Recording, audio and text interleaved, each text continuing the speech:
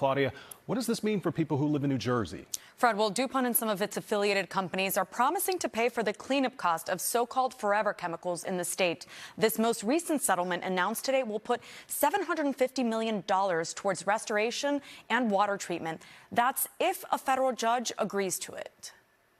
6 years after the New Jersey Attorney General and the State Department of Environmental Protection sued DuPont, Chemours, and other companies, accusing them of polluting the state's water and not cleaning up their sites, they came to an agreement. The defendants are now agreeing to, 1, clean up the PFAS contamination on a continuing basis until all of the work is complete, and 2, pay $875 million in natural resource damages to the state for the harm that was caused to our land and water. In addition, the companies agreed to a remediation fund that will pay up to $1.2 billion and an additional reserve of $475 million should any of the companies go bankrupt. This all comes nearly 3 months after the start of a federal trial against the companies. This pollution resulted in decades of damage to the state's natural resources, including but not limited to our drinking water supply. The sites where the state alleges the discharging of forever chemicals took place and which the companies have agreed to clean up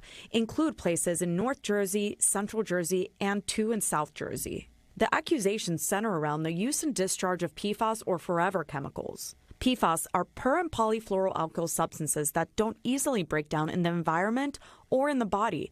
The man-made chemicals were used to create firefighter foam, nonstick cookware, and stain-resistant materials. According to the EPA, PFAS exposure can lead to various health risks. Chemours, DuPont, and Corteva issued a statement on the settlement that says in part, the settlement will resolve all legacy contamination claims related to the company's current and former operating sites and claims of statewide PFAS contamination unrelated to those sites, including the use of aqueous film-forming foam.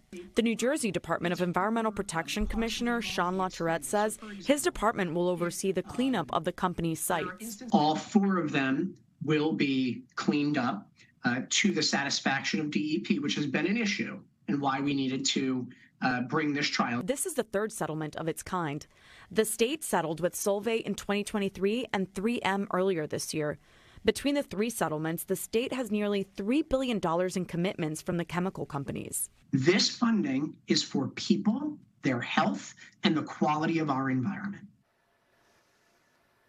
And LaTourette says that the state will be releasing a plan to the public on how it intends to use the money. He says despite some of the money being fees and punitive damages, the PFAS dollars will not be going to the general fund. For the investigators, Claudia Vargas, NBC 10 News.